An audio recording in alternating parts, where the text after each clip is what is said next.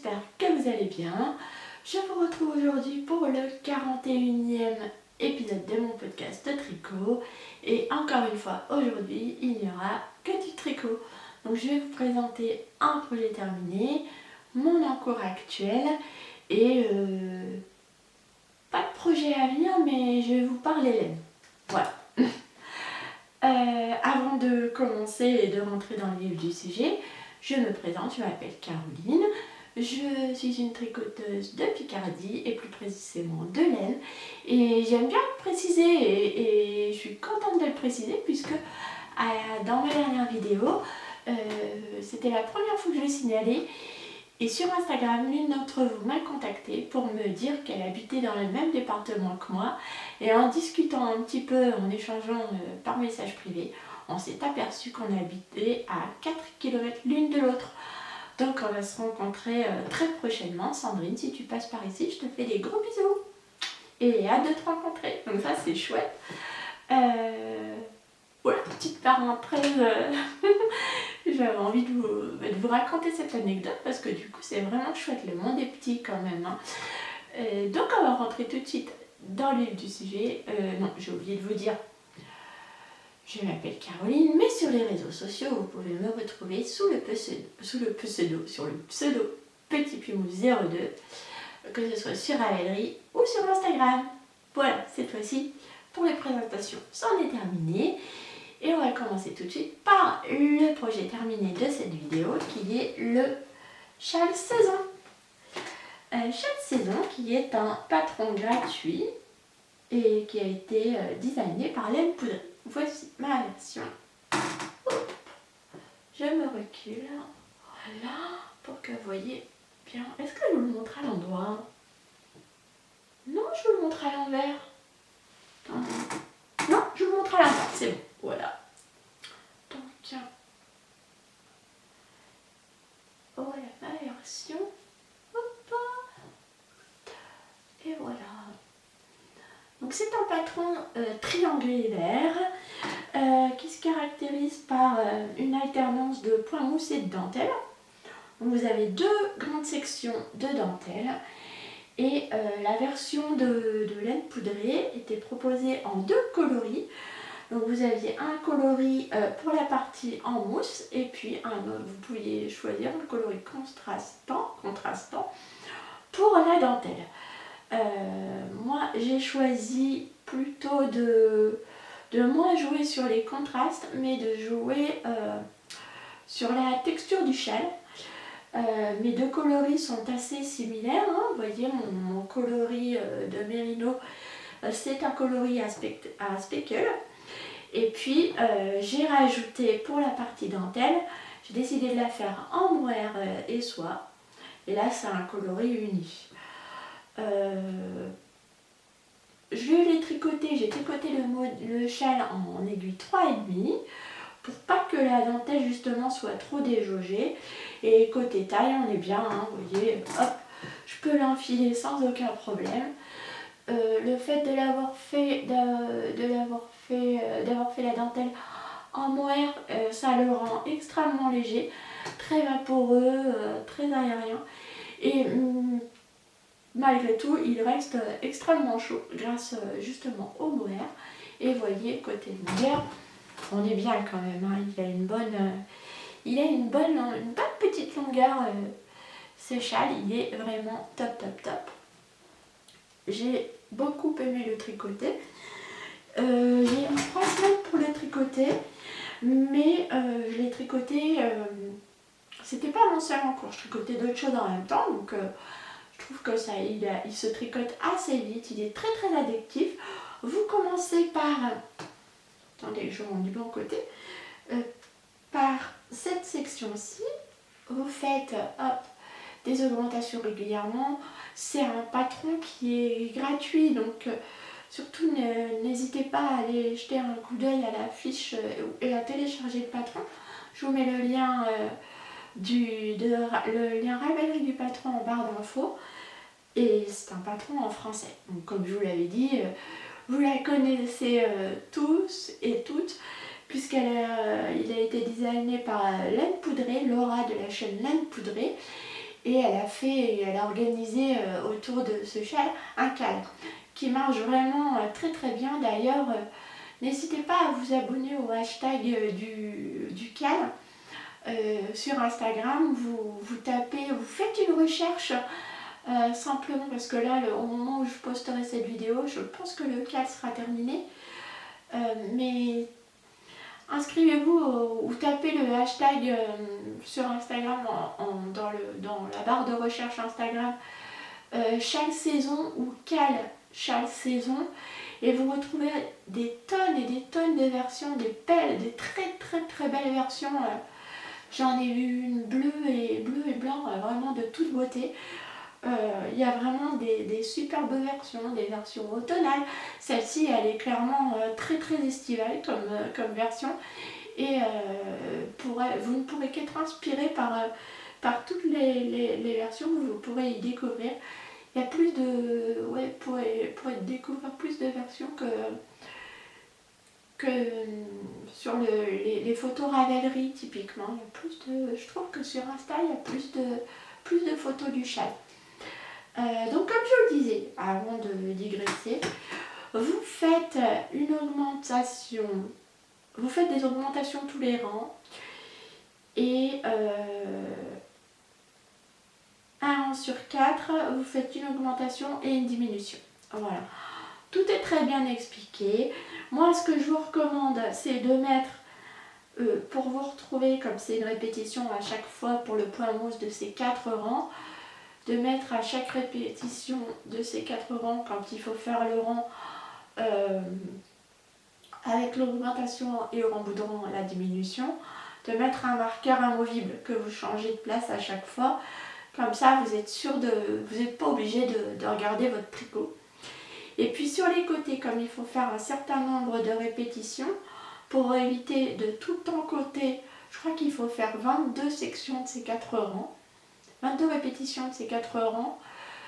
Moi j'avais mis des marqueurs, vous voyez, comme ça, du coup à la fin de cette section là, typiquement si j'avais 24 répétitions, 22, oui il me semble que c'était 20 ou 22, si j'avais 22 répétitions à faire, à chaque fois je mettais un marqueur et quand j'en avais 22, et bien voilà, je savais que j'étais arrivée au bout sans avoir à compter toutes mes mailles. Je les comptais qu'une fois à la fin pour être certaine d'avoir le bon nombre de mailles. Également sur la dentelle qui est très très facile à réaliser, j'ai mis des marqueurs sur chaque répétition, entre chaque répétition de la dentelle. Voilà, elle est très très simple à réaliser, hein, il n'y a aucun souci. Donc là je l'ai fait comme je le disais, en ORSOA. Là, juste avant, vous avez une section de rayures où vous alternez vos coloris. Normalement, c'est les coloris, mais moi, du coup, eh bien, c'est mon mohair. Vous voyez, ici. Vous voyez, donc une fois que vous avez terminé la première section, vous insérez 2 rangs au point mousse de votre second coloris, du coloris contrastant, puis à nouveau 2 rangs avec votre coloris principal et vous faites quelques rayures comme ça avec votre coloris principal et votre coloris contrastant. Moi pour le coup, eh bien, j'ai alterné, j'ai fait mes rayures évidemment avec mon mérino et mon mohair. Là vous avez la dentelle, voilà.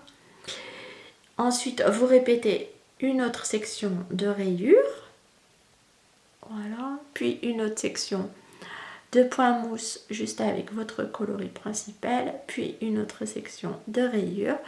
Et là, je peux même vous le montrer parce que quand même, on se dit tout, hein, on est entre nous. J'ai fait 3 erreurs sur ce... Ah, ben là on la voit. Oh, il y en a une qu'on voit bien là.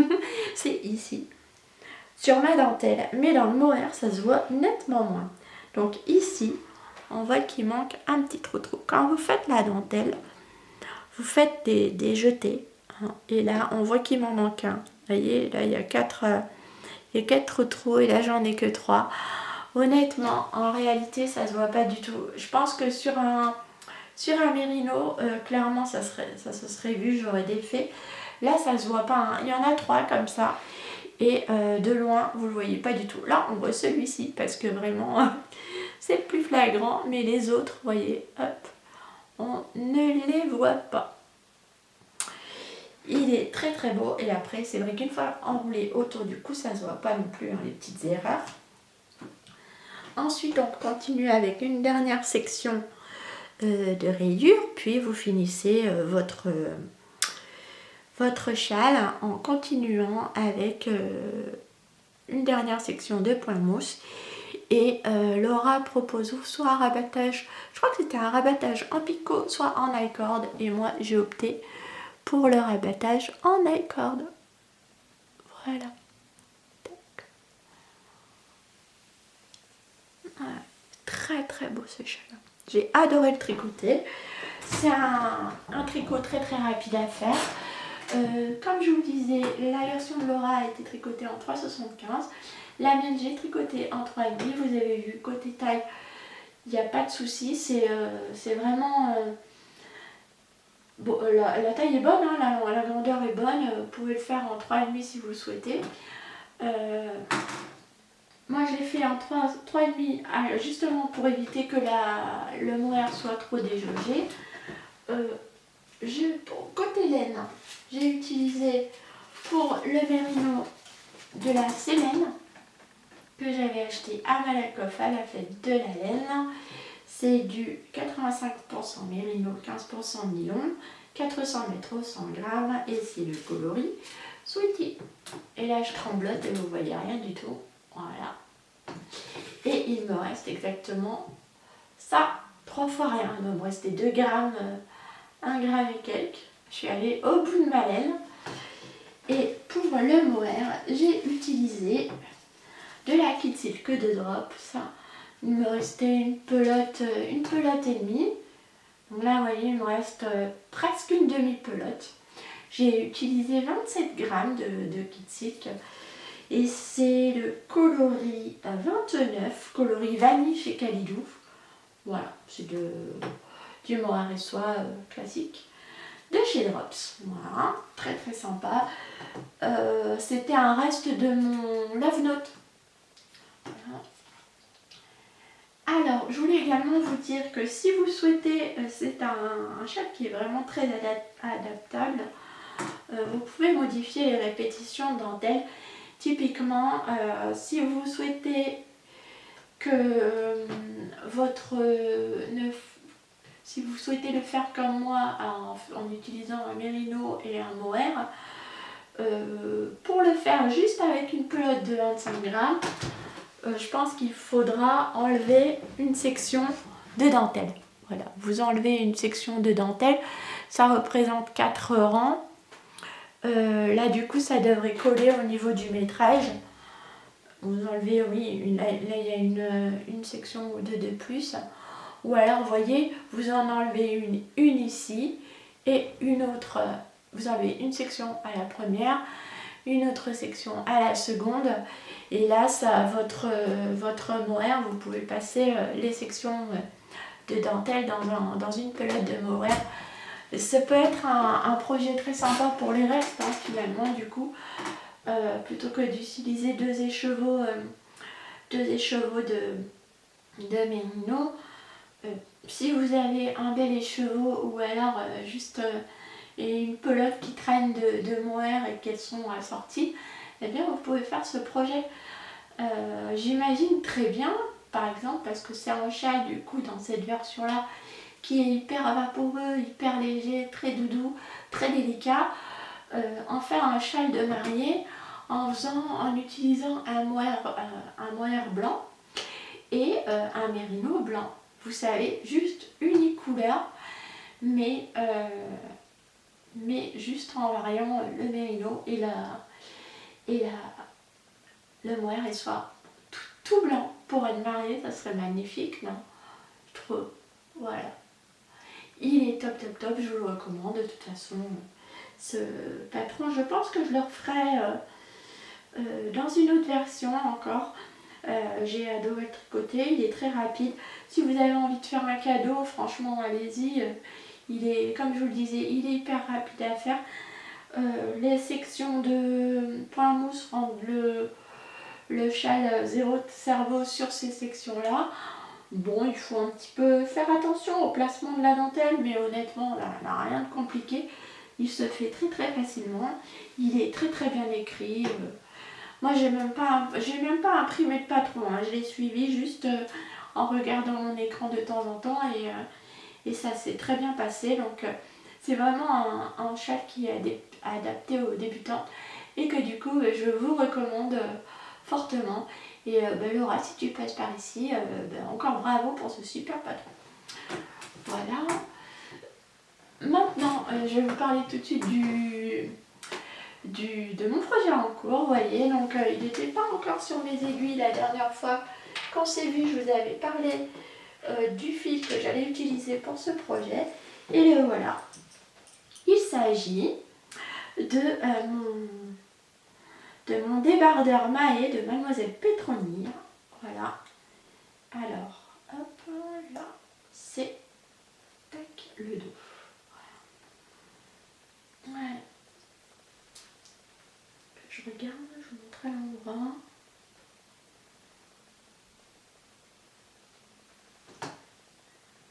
Voilà, je tricote en rouge comme ça, il est superbe. Le débardeur maillet, hop. J'ai fait quelques modifications par rapport au patron. Notamment, moi je tricote en aiguille 3,5 parce que en aiguille 3, c'était trop serré par rapport le rendu était trop dense par rapport à ma fibre. Voyez, il est canon. Hop. C'est un top qui se tricote du haut vers le bas. Vous commencez d'abord par faire... C'était comment? Pourtant je l'ai commencé lundi, aujourd'hui on est dimanche. Il va très très vite à tricoter, hein, comme vous voyez. Ça va très très vite. Vous faites d'abord le demi-dos gauche, la partie arrière ici, puis la partie arrière droite. Vous commencez par un montage provisoire, voilà, vous faites la partie arrière gauche, la partie arrière droite, puis les deux demi devant et vous raccordez le tout en rond. Vous avez les bordures qui sont intégrées au tricot. C'est un patron qui est payant, donc je détaille pas trop je donne pas trop d'explications par rapport au point. Voilà. Vous avez une bordure ici au point mousse de chaque côté, voilà, qui se prolonge sur le décolleté, qui se fait en même temps que le tricot, voilà. Il est très beau. Et ensuite, eh bien, vous déroulez le jersey. Il me reste encore quelques centimètres à faire. Ma version sera un petit peu plus longue que celle indiquée sur le patron. Mais il me reste quelques centimètres et peut-être 2-3 et je vais commencer les sections de dentelle. Donc ça va être un top qui sera fait en moins de 15 jours. Je suis désolée, je suis floue. Ah, me revoilà. Qui sera tricoté en moins de 15 jours. Et en moins de 15 jours pour une tricoteuse escargot. Moi, je tricote très lentement. Donc voilà, top. Ma fibre, c'est une fibre que j'avais dans mon stash. C'est de la 100% bambou. Voilà, j'en suis à ma deuxième pelote. Là, j'en avais 3. Et c'est de la DK, Southwest Trading Company, bambou, 100% bambou. C'est très doux, on dirait presque de la soie. Ça se tricote très facilement, ça glisse bien sur les aiguilles. C'est vraiment un plaisir à tricoter. Et ce sont des polettes de 100 grammes pour 250 yards. Et 250 yards, ça faisait 220 mètres, si mes souvenirs sont bons. Voilà, donc là j'en suis à ma deuxième pelote. Et comme je vous le disais, je vais bientôt attaquer encore quelques centimètres. Et je vais attaquer la dentelle et puis le rabat. Un super projet. J'ai essayé évidemment. Hein, il me va très très bien. J'ai fait quelques ajustements dont je vous parlerai une fois qu'il sera terminé puisque j'ai modifié la taille d'aiguille, donc forcément je suis partie sur une autre taille par rapport à celle recommandée sur le patron. Mais ça, je vous garde quand même des choses à vous raconter une fois que ce projet sera fini. L'encolure est nickel. Là c'est le dos, vous voyez le dos là, mais clairement le décolleté est top. J'ai essayé côté largeur et en manchure, c'est très bien aussi. Donc je suis très très contente de ce top, j'adore la couleur. Bon, après je suis 100% dans ma zone de confort. J'adore le rouge, ce rouge profond comme ça, il est magnifique. Et le 100% bambou, c'est vraiment très très très doux. Donc encore un patron que je vous recommande parce que même s'il n'est pas fini, là ça fera demain une semaine que je l'ai commencé et j'ai quasiment déroulé le corps. Hein. Donc une tricoteuse qui tricote normalement est capable de le terminer en une semaine. Ça va très très... il est très très rapide à tricoter. C'est un projet très satisfaisant à tricoter. Et je dirais pas accessible aux débutants parce que quand même la construction au départ il y a le montage provisoire, il faut gérer les augmentations de chaque côté. Il y a des rangs raccourcis. Non, il n'y a pas de rangs raccourcis là-dedans. Je ne sais plus. Si, il me semble. Quelques rangs raccourcis. Bon, je revérifierai, je vous dirai ça la prochaine fois. Il y a quand même des éléments techniques qui sont un petit peu... qui font que, comme premier top, il est peut-être un peu... je vous le conseillerais pas comme premier top, mais après si vous en avez fait un ou deux, ou déjà fait un ou deux pulls, vous pouvez foncer sur ce top. La construction est super sympa et le rendu est tombe vraiment très très bien sur le corps et vous pouvez vraiment l'adapter à votre morphologie. Et ça c'est vraiment chouette. Moi j'ai varié les... Bon, je vous en dis pas plus, sinon après... si je blaguette, après j'aurai plus rien à vous raconter la prochaine fois dessus et puis je ne ferai que répéter ce que je vous dis là. Donc on va tout de suite passer au prochain projet qui n'en est pas un, puisque là je ne sais clairement pas quel prochain projet je vais faire. Au moment où vous voyez cette vidéo, on est début juin. Je suis en train de préparer mes prochaines vacances. Là on se fait un truc assez phénoménal. Bon, je vais vous le dire avec ma petite famille, là c'est vraiment notre gros projet. On a prévu un road trip sur l'ouest des États-Unis. On va partir 3 semaines, on a 15 étapes différentes, plein de parcs nationaux à visiter. Et c'est un voyage qu'on a organisé de A à Z nous-mêmes. Donc nos billets d'avion sont réservés, nos hôtels sont réservés, toute la voiture de location est réservée. Et là je suis en train de préparer notre carnet de voyage pour vraiment voir. Bon, j'ai sélectionné tous nos parcs nationaux que nous allons traverser et visiter. Et sur la route, il y a des routes panoramiques, donc vraiment voir. Là, on en est à la finalisation de notre voyage et voir les routes que nous allons emprunter pour que notre road trip en voiture nous en offre plein la vue sur la route. Voilà. Et c'est du coup un projet qui me prend toute mon attention en ce moment, qui fait que c'est vraiment un projet auquel je pense tout le temps et du coup j'ai besoin pour tricoter d'avoir quelque chose qui me fasse pas réfléchir parce que j'arrive pas à me concentrer sur le tricot. Je suis vraiment focus sur ce voyage. C'est la première fois qu'on organise un truc comme ça, un voyage de cette ampleur par nous-mêmes. Le précédent, on était passé par une agence de voyage, là on s'est dit on va le faire nous-mêmes, mais du coup j'ai peur d'oublier des trucs et du coup je suis vraiment focus là-dessus. En fait, toute mon attention est sur ce projet-là et pour le tricot, comme je vous le disais, j'ai besoin de projets détente, relax, qui glissent tout seul du jardin au kilomètre. Donc là, avec le top mail, c'est nickel. Je peux réfléchir à autre chose, avoir des idées sur le voyage. Je me dire, ah voilà, on va faire tel truc à tel endroit. Et puis en même temps, faire du jersey tricoté sans avoir à réfléchir à ce que je dois faire avec mes aiguilles.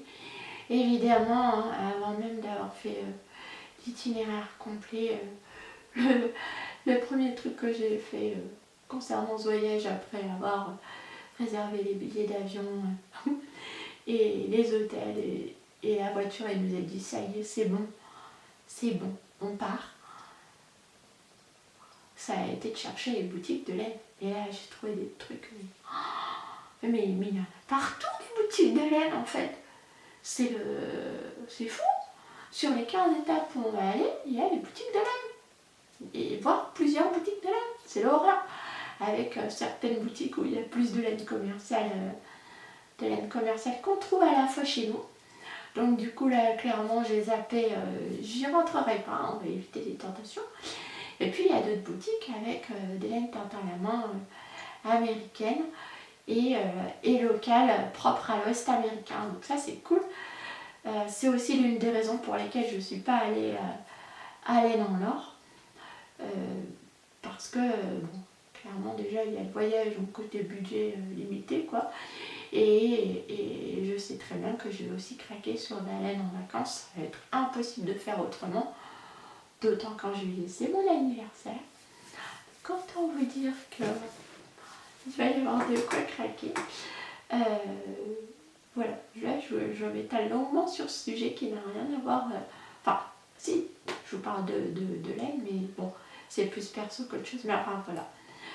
Et du coup, pendant cette période-là, comme on part 3 semaines, je ne mettrai pas de vidéo une semaine avant. Et puis, durant les 3 semaines, il n'y aura pas de vidéo non plus. Par contre, ce qu'il y aura, c'est des photos. Plein de photos sur Insta, puisque j'ai changé de téléphone. Et que là, du coup, j'ai une carte mémoire géante sur mon téléphone. Donc, je vais pouvoir stocker plein de photos et poster plein de photos de notre voyage sur Insta. Voilà. Pour ce qui se passe un petit peu dans ma vie perso. Donc, truc très très sympa qui arrive quand même. J'espère que tout se passera bien, qu'on n'a rien oublié, que tout est bien. Ouais, qu'on n'a rien oublié quoi. C'est un peu le truc qui me stresse. Et si on avait oublié quelque chose. Voilà. Donc là, j'ai pas acheté de laine récemment. Il y avait quand même il y a le cas, je vais vous parler du cas des calendriers laineux, les calendriers de l'Avent laineux. Il y en a 2 qui me faisaient particulièrement envie, mais il y en a un qui sortait du lot, c'était le calendrier de l'Avent de Catherine Laine de Mout. Celui-là, je le voulais, je m'étais dit, bon ok, on part en vacances, mais même celui-là, je le veux, c'est pas grave, je le veux. Et je suis passée à côté, je suis arrivée trop tard, il n'y en avait plus, il s'est vendu, mais alors à la vitesse de l'éclair. Du coup, j'étais déçue. Après, je me suis dit, oh, il y a le calendrier de Tricot Stitch. Oh, bah, je partirai sur celui de Tricot Stitch, il est sympa et tout. Et d'autant qu'elle avait dit sur sa vidéo que elle établissait un système de...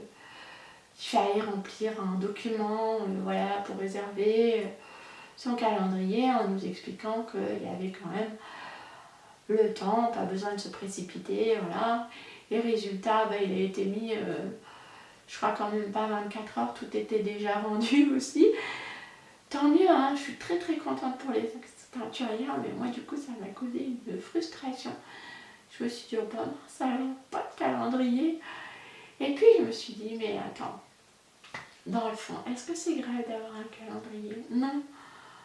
Je vais me le faire moi-même, mon calendrier.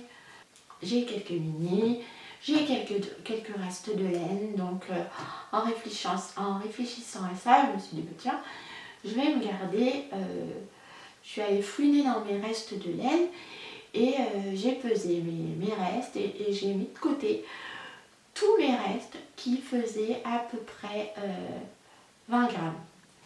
Donc voilà, j'en ai 9 là. 9, donc il m'en faut 24, il m'en manque encore 15.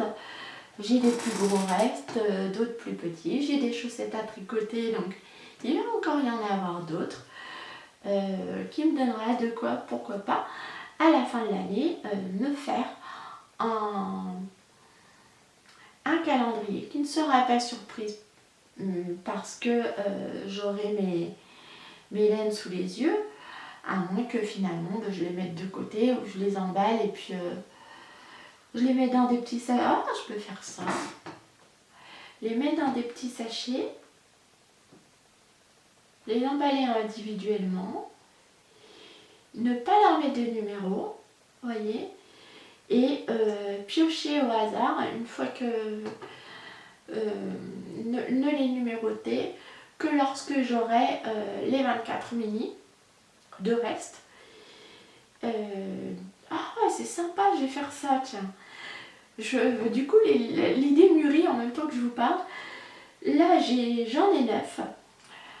Je vais les emballer. Comme ça, je vais oublier à quoi ils ressemblent. Je vais utiliser le même paquet pour tous. Voilà. Comme ça, je ne saurai pas qui est dans quel emballage. Et je les numéroterai une fois que j'aurai les 24. Voyez. Comme ça, eh bien, quand je tirerai au sort tous les jours, là, quand je prendrai ma couleur, je ne saurai pas quelle couleur je vais avoir. C'est pas mal ça, c'est un peu comme le principe de la boîte de chaussettes. La boîte de bas, je vais tirer ma chaussette. Je vais tirer ma petite laine du jour et je découvrirai la couleur. Ça peut être sympa. Ouais, je vais faire ça. Et donc, du coup, je me suis dit que comme là, je ne sais pas quel projet à venir je vais tricoter parce que je suis incapable d'y réfléchir et d'anticiper. Déjà, d'habitude, j'ai du mal. Alors là, mais c'est même pas la peine. Je me suis dit que j'allais vous parler de cette idée. Si vous aussi, vous n'avez pas pu avoir accès au calendrier de l'Avent, que ce soit parce qu'ils sont partis trop vite, pour une question de budget, parce que là, maintenant, vous n'aviez pas le budget à y consacrer, mais que vous avez, comme moi, pas mal de restes qui arrivent, eh bien, on pourrait très bien, pourquoi pas, ça serait peut-être même une idée de cal à faire ça. On pourrait faire un espèce de hashtag à la fin de l'année sur Instagram et réunir tous nos restes, nos 24 restes, les emballer et ensuite piocher comme ça, les numéroter au hasard et piocher tous les jours un petit reste de laine pour faire un patron de Noël de calendrier de l'Avent. Tricot Stitch sortira le sien, il y a son étole de l'année dernière qui était superbe. Il y a aussi Yarnflex Audrey Borrego qui va sortir une étole à faire avec un calendrier de l'Avent. Il y a pas mal de modèles comme ça sur Ravelry. On pourrait se faire une sélection de modèles et lancer un hashtag comme ça sur Insta, sur notre propre calendrier fait de restes en fait, avec 20 mini de restes. Vous voyez, donc là, moi j'ai ce coloris là. Je sais que c'était une terre inconnue de chez Madeleine et Philibert. J'ai posé à côté. Celui-ci, c'est un petit marron chocolat que j'ai teint moi-même. Voilà. Ils font 20 grammes, je les ai pesés. Ça, c'est de la Malabrigo Sock. Et je crois que c'est le coloris Arco-Iris. Voilà. Ça, c'est Voyage au Japon, me semble-t-il, de Hélène Hélène. C'est le reste de mes Sock of Kindness.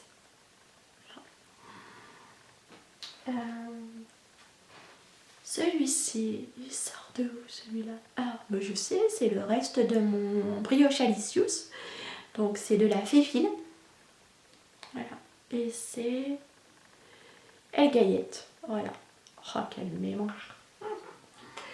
Là, c'est un violet que j'ai teint moi-même. Voilà. À l'époque où je faisais des teintures. Mais là, j'ai arrêté parce que je n'ai pas encore tricoté tout ce que j'avais teint. Donc j'en ai 9. Hein. Là, c'est un bleu